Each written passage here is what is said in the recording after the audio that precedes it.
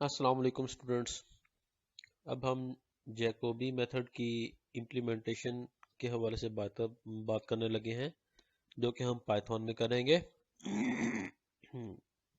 जो क्वेश्चन हम इम्प्लीमेंट करने जा रहे हैं वो ये है, 4x1 minus x2 minus x3 is equal to 3।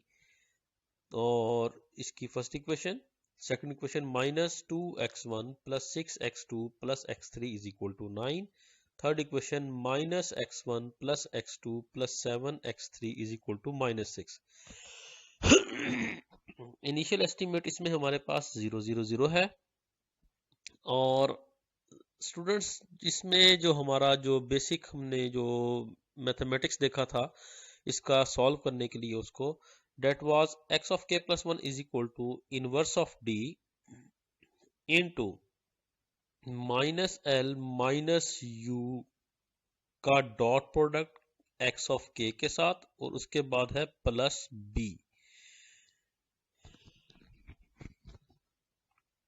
तो इसको हम इंप्लीमेंट करने जा रहे हैं।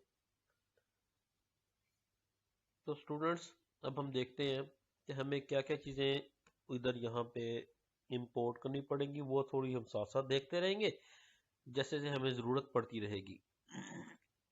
तो सबसे पहले जिस चीज़ की हमें ज़रूरत पड़ेगी, that will be equal to from numpy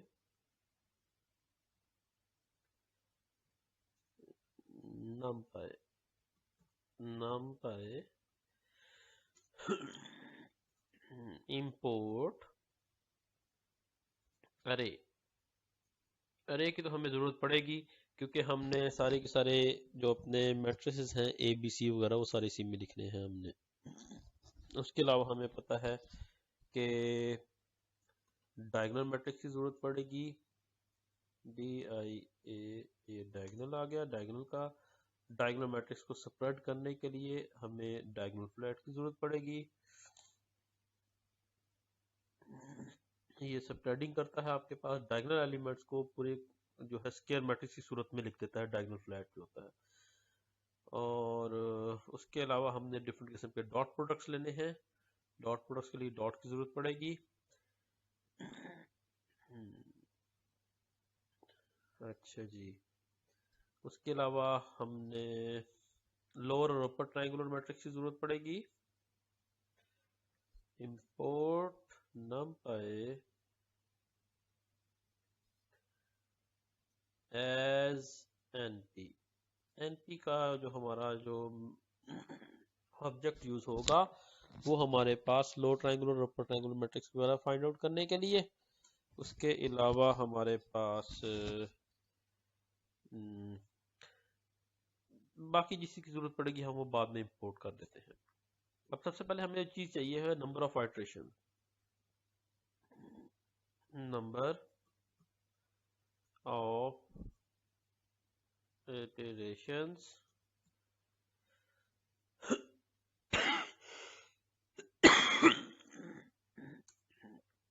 इसको मैं कैपिटल कर देता हूँ। n is equal to, let's suppose मैं कहता हूँ कि 15 आइट्रेशंस करनी है हमने। सबसे पहले हमें मैट्रिक्स ए लिखना होगा हमारा, that will be equivalent to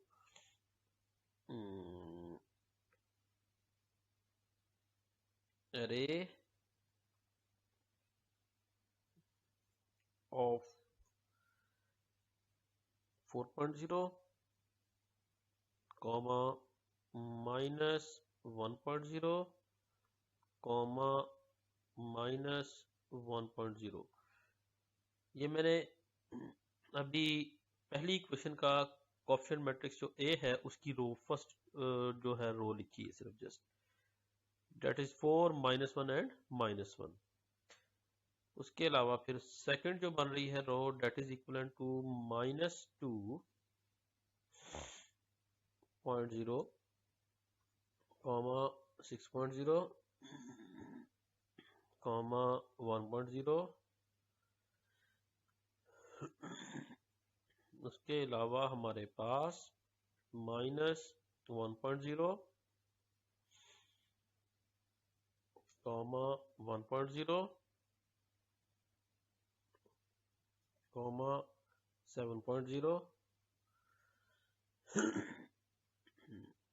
ये हमारा मैट्रिक्स ए जो है वो रेडी हो गया।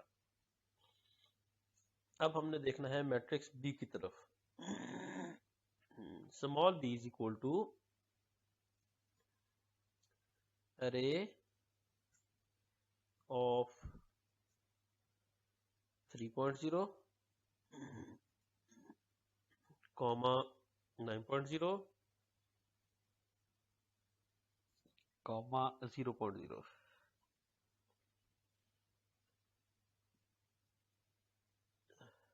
और 9.0 और सॉरी 6.0 -6.0 है।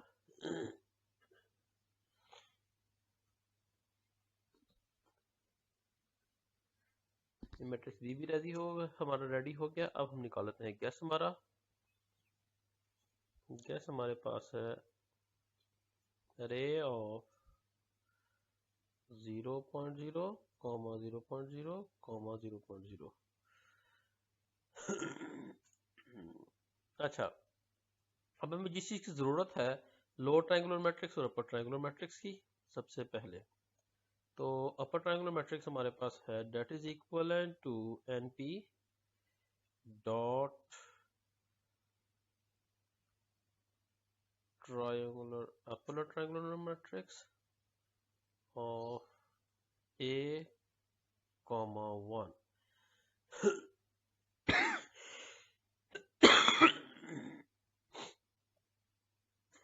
और लोअर ट्रायंगुलर मैट्रिक्स जो है हमारे पास that is equivalent to np dot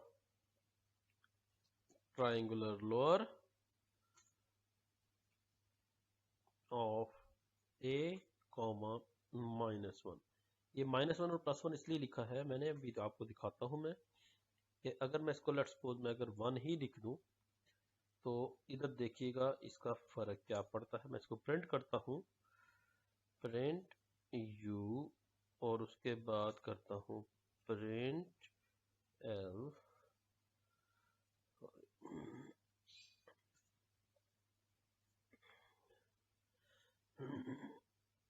ये जैकोबी मेथड है, रन कर रहा हूं मैं, सॉरी। ये हमारा मैट्रिक्स ए जो है ये पूरा सॉरी डिक्लेयर नहीं हुआ सही तरह से कि हमें मैट्रिक्स बनाना चाहिए था। तो एक ये और इसके ऊपर ये ब्रैकेट आएगी, ये पूरा अब मैट्रिक्स बना है। अब इसको दोबारा रन करते हैं। अब ये देखें आपके पास अपर ट्रायंगुलर मैट्रिक्स जो है ये परफेक्ट है, इसका मेन डायगोनल 0 आया। जबकि लोअर ट्रायंगुलर मैट्रिक्स जो है ये 1 में आपके पास यहाँ तक चला गया, इसे -1 करेंगे तो ये यहाँ तक आएगा और मेन डायगोनल इसका 0 होगा। तो लोअर ट्रायंगुलर मैट्रिक्स को -1 करेंगे और दोबारा रन करके देखते हैं। और अब देखें ये लोअर ट्रायंगुलर मैट्रिक्स परफेक्ट आया है और अपर ट्रायंगुलर मैट्रिक्स भी परफेक्ट आया है। तो ये लोअर ट्रायंगुलर मैट्रिक्स और अपर ट्रायंगुलर मैट्रिक्स हमने फाइंड आउट कर लिए। अब हमने करना है डायगोनल मैट्रिक्स फाइंड आउट। तो D basis will be equal to diagonal flat. जिन चीजों को हमने सेपरेट करना है वो हमें कहां से मिलेंगी, वो मिलेंगी diagonal of what A। Matrix A के डायगोनल से हमें जो चीजें मिलती हैं उन्हें हम सेपरेट कर देंगे, इन्हें आपके पास इन स्क्वायर मैट्रिक्स और उसके भी प्रिंसिपल डायगोनल पे। तो ये हमारे पास डायगोनल मैट्रिक्स बन जाएगा। अब हमें इसका इनवर्स भी चाहिए होगा क्योंकि ये इनवर्स ऑफ डी यहाँ पे इम्प्लीमेंट हो रहा है। Inverse of D which is equivalent to inverse of D. D ऊपर फाइंड आउट हुआ था हमारे पास। तो ये इनवर्स हमने बल्कि अभी तक हम ये इसने एरर की सूरत में दिया है, इनवर्स हमने अभी तक हमने निकाला नहीं। ओके, इनवर्स के लिए, इनवर्स के फंक्शन के लिए हमें numpy में linear algebra का जो टूल बॉक्स है वो देखना पड़ेगा। फ्रॉम numpy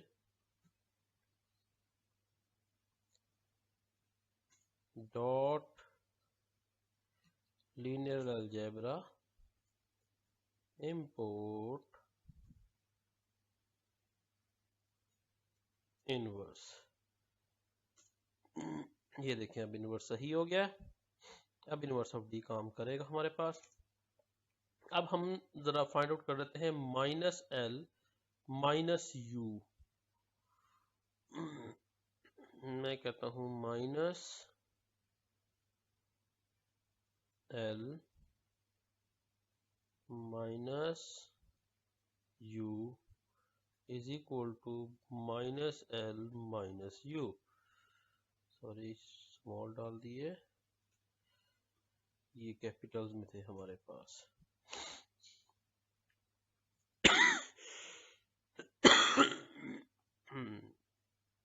ये हमारे पास, मैं इसको जरा नीचे लिख लूं ताकि हमें पता चलता रहे कि हमने और क्या कुछ करना है। अच्छा जी, माइनस एल माइनस यू भी हमने फाइंड आउट कर लिया। अब हमने क्या करना है, अब बाकी सारी चीजें हम लूप में दे देते हैं, लूप में कर लेते हैं। फॉर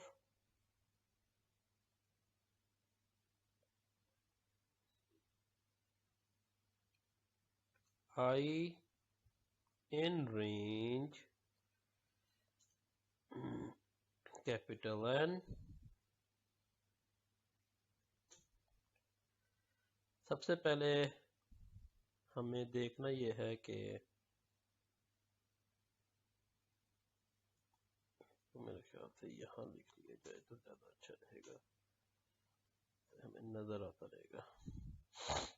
ओके, सबसे पहले तो हमें माइनस एल माइनस यू का डॉट प्रोडक्ट लेना है एक्स ऑफ के के साथ और उसके साथ करना है प्लस बी। तो मैं इसका नाम रखता हूँ minus L minus L minus U dot X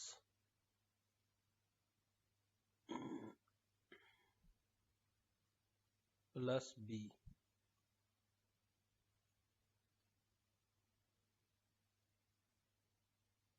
plus B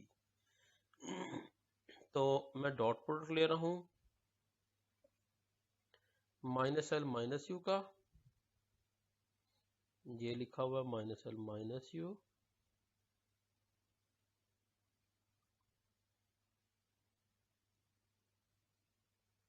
और दूसरी चीज है इसमें गैस जो कि एक्स है हमारे पास, और डॉट प्रोडक्ट लेने के बाद उसमें प्लस कर रहा हूं मैं बी को, क्योंकि बी हमने ऊपर फाइंड आउट किया था। ये रहा हमारा B.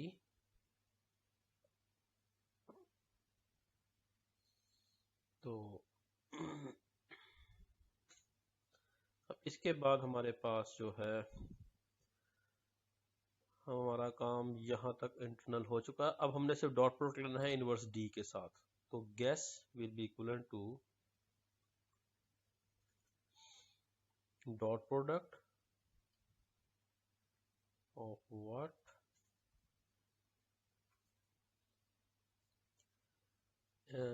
Inverse of D comma और दूसरा है ये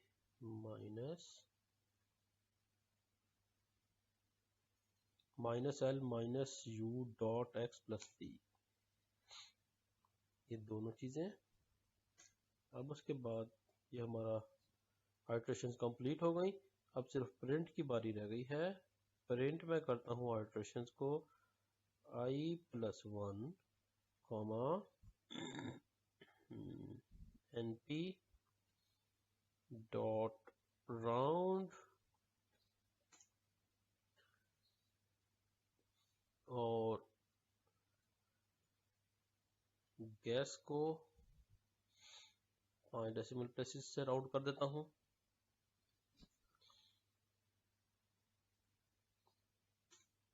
अब इसको रन करके देखते हैं हम। जैकोबी मेथड है,